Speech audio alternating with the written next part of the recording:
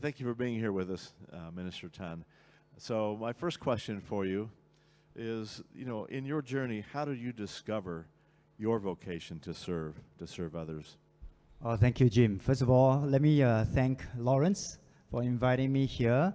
I guess most of us are here because of Lawrence and his partners and counselors for the great work they have been doing, not just in Singapore, but across the world, connecting people, doing good and doing well at the same time. I'm sure, Jim, you're part of this very important purpose as well, right? So thank you so much for inviting me. And what better way to start a Friday than to have, being able to join a group of like-minded people in a absolutely stunning setting. I've never had such background in any talks that I had. It's always in a room, right? But what a beautiful setting. So thank the organizer for organizing this.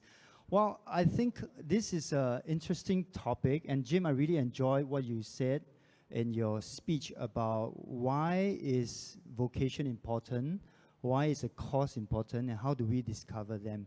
And this is where I think most of us would like to have a story like Moses, right? That he saw a burning bush and then he found his calling to lead the people out. But unfortunately, I don't have a story like that. And I doubt many of us have a story like that to tell. Nor have I ever taken a particular test or quiz to discover what is my innermost drive and belly burning desire to serve. Maybe I'll just share a little bit about my journey from where I was to where I am today. And from there, maybe we can deduce what are some of the little tenets that help me arrive to where I am, discover my own cause. So for those who are, I forgot to welcome those who are not from Singapore. A warm welcome to Singapore. Thank you for making time. And what an appropriate place. So this is the gateway to the rest of Singapore. I hope you don't just stay in the airport. Please go out to the cities and enjoy the rest of Singapore. So I grew up in a very small and old town in Singapore called Bukit Ho Swee. And for those who are familiar, it is a very old place, simple. And it was a 3-room flat, barely 60 square meters. There were 13 of us in the house. So the two things I learned in that growing up stage for 21 years until my adulthood, right? First is that actually living in a closed space means that you need to learn to respect each other. You learn to adapt to very uncomfortable situation. And second thing, you find every way to get out of the house. That's the second thing I try to do, right? So I found sports an extremely exciting thing because it get me out of my house. It get me to mix around with people from different neighborhoods and get to enjoy something I really love to do. So sports was a very important part of my growing up days. But that didn't cause me to find my calling or my vocation. So when did I actually make that transition? As we grew up in Singapore, at that time in the 70s, 80s, there were not a lot of things for us to look forward to. There was not many MNCs, there were not many exciting jobs like we have today in the tech sector, finance sector, manufacturing. At that time, we were all inspired by our very life journey. In school, we meet teachers, they are inspiring. We are inspired to be a teacher, right? And maybe in the neighborhood, you met somebody who is very smart and who helps you, and you find that maybe I want to be like him. So I would say that the first sort of a little calling for me is when I went to national service, like Lawrence. In fact, that was the first time we met, right? So of course, I'm much older than him. But we all served 2.5 years at a time in Singapore, conscription. So my calling was not driven out of my desire to join the army, but because I didn't have a choice. So unlike what the MC, Joanna, right, what you said, I do make many choices, but national service was not a choice I made. But sometimes, your vocation sort of calls you not at a time where it's convenient or where it's something that you want, but it presents a certain circumstances and a certain possibility towards you. So it is in national service that my outgoing, my extroverted leaning allowed me to become a leader. So of all the cohort, maybe 1,000 of us in the 3 months, about 5 to 10% of us were selected to go to officer cadet school. And I happened to be one of them. And like you said, Jim, sometimes it's not what we think of ourselves, but what other thinks of us, right? So this is where the organization called the Army thinks that I am suitable to be a leader. And that kind of gives me the awareness and maybe the little tinkling that perhaps leadership is something I ought to be thinking about. But it wasn't until I went to the unit, an operational unit, to lead about 28 soldiers as a platoon commander, that I truly found what I think I would like to do.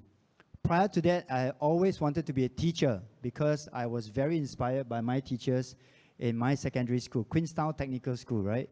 And in fact, Queenstown Secondary School, I'm not sure anybody from Queenstown, the motto in the school was, "Dare to serve in Malay, Berani Berkhidmat." And that has always stuck in me. Maybe that's the reason why it kind of subconsciously drives me towards that service. But in the Army, I realized that actually I found that I have a little bit of talent in doing what the Army calls for. I have a real liking to influence the lives of 27 men within my command. And I really enjoy the impact I was making for every soldier and for the unit. And that's where I find maybe that is something that I ought to do for a longer time. And if you were to use the word vocation, and that's how I started my journey as a regular officer. I decided to sign on. But even then, I would say that it is rather transaction because I decided to sign on partially also because of the scholarship. I was about to finish my national service and go to university, and I realized that financially I needed some help. So the Army offered a scholarship. I took it up. It was a good transaction, and I figured 8 years is something I can live with. But the real test of the calling is after the 8 years, when I truly have a choice. And that's where I decided, when I look back, I decided that the Army is what I love to do, what I can do well in, and what I can make a real impact for the people around me and for the country. Yeah. Thank you for that. It just seems like that led you to public service. Right. Yeah, you discovered it in that real, very, very real way. Next question is kind of about your role, but how would you define the vocation and cause of the labor movement in Singapore? Okay, so maybe I'll continue my story part 2. So after the Army, I spent 28 years in the Army doing different roles, but mostly in leading soldiers in the unit. And then subsequently, after I retired, I joined the public service as Chief Executive of People's Association. And that's where I was sort of discovered that I may be suitable to join politics. And I was called to join the politics. I took it up. After that, I went to 2 ministries in the Home Affairs and in Sustainability Environment before I joined the labor movement. So I want to start off by saying that in Singapore, we have a very unique arrangements where government officials are seconded to the labor movement or the trade union on a regular basis because of the symbiotic relationship between the party, the PAP party, which Mr. Lee Kuan Yew started, and the trade union, right? So I would say the vocation of the labor movement or the trade union is a very important one, not just only for the government, but for Singapore. We didn't start off having such industrial peace. Maybe I'll just share a little bit of the history. In the 1950s and 1960s, Singapore was full of strikes, labor strikes. At the peak, we had about 275 strikes in 1 year. That is nearly 2 strikes in 3 days. That was the labor relationships in the 50s and in the 60s. And post-independence, we realized that this is not going to help us to grow our economy, to help us to attract foreign direct investment. And as a result, our people are not going to get good jobs. Our workers are not going to benefit. And that's where the trade union, the National Employers Federation, and the government got together, and we said that we have to form this tripartite relationship, partnership, that will allow us to find win-win solution. It cannot be a case where in order for the workers to win, the employers have to lose. Or for the employers, the businesses to win, the workers have to lose. We have to find a win-win solution. So we have a unique relationship where, and the fundamental philosophy that cements this relationship is about growing the pie for Singapore.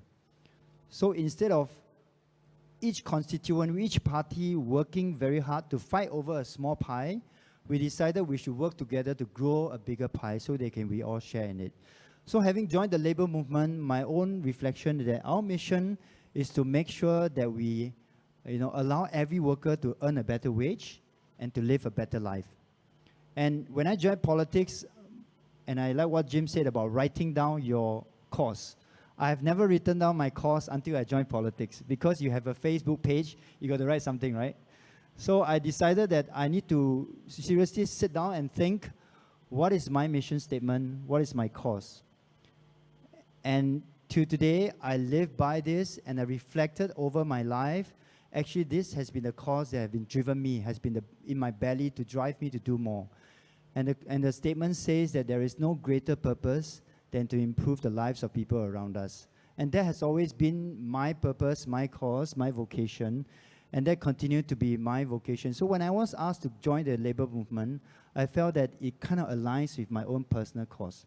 It's to improve the lives of every worker in Singapore, to make sure they have the best lives, best jobs, and best outcome for themselves and for their families. So I think that, of course, the labor movement plays a critical role to protect the workers, their interests, and we say their welfare, the wages, and the work prospect. But it also contributes to our competitive advantage in the businesses, also for Singapore in terms of our overall growth in our economy.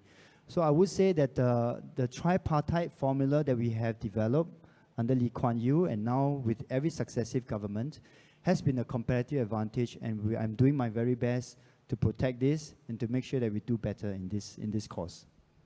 Thank you. Thank you very much for that answer. Do we have time, and would you mind if we take some questions from the audience? I'm happy to. Yeah, if there's any questions. Do we have a house mic that we can use for hearing the question? Okay. Just raise your hand if you have a question for a minister.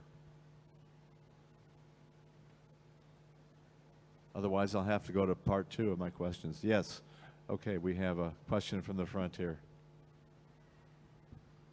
So I usually don't ask questions, but I can't resist the opportunity. So thank you for making it available, and thank you for sharing. Would you be comfortable sharing? Can I know your name? Yes, Abiola from Nigeria. I work with SCL, Andrew and Christina. Would you be comfortable sharing a time where you felt like, I can't do this anymore, and how you got past it? Thank you, Fiona. Welcome to Singapore, by the way.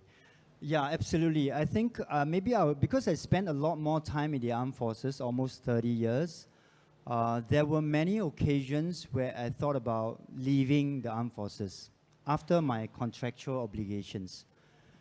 I remember one particular occasion where I had a very uncomfortable encounter with someone very senior in my organization, and it crosses my own values threshold. I think we all have our own values threshold. And when we talk about causes, the values is very important, right? It has to connect with your own personal values. And I think we all work in an organization that sometimes the people around us, or even our superiors, our organizations, may not always do things the way we think it ought to be doing. So there was one particular occasion, I will not elaborate the details of it, but suffice to say that it was troubling enough for me to decide that maybe this is it. I was about mid-career, about 12 years into my career, and I said that maybe this is enough. I've done 12 years, and I've seen this happening, and maybe I should move on. And I went back home. I decided to type a resignation letter, and I did. This was my very first time I typed a resignation letter. And then, of course, all senses and all good husbands will remember that you better consult your wife, right? Because you better talk through this with her. So I did what all good husbands will do and all wise men will do. I kind of showed her that I have made this decision. I've already decided. And then all she said, yeah, okay, sure, if that's what you want to do. But, all wives will have a but. And she asked me a very important question. And she said, is this how you want to leave the organization that you have served for 12 years and you really love. And she know that I love the army, right? So she asked that question, is this how you want to exit this organization? Which is at a rather low point, right? So it dawned on me that actually, maybe this is not how I want to leave this organization, this cause that I've served for 12 years. Perhaps I would prefer to leave at a higher point rather than a low point.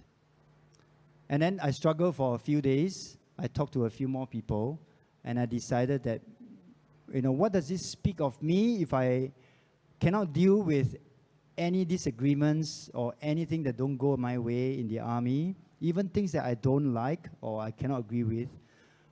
What does this speak of me if I just leave, right? Rather than to stay and fight and to do something about it. So hence, since then, I've decided I shall never leave an organization on the low point. And I've never left an organization on the low point. Thank you for that. Well, it looks like our time has come to an end with the minister, and we sure appreciate the time and the personal sharing that you've given us today. It's a real gift. It truly is. So thank you. Thank you, everybody. Thank you.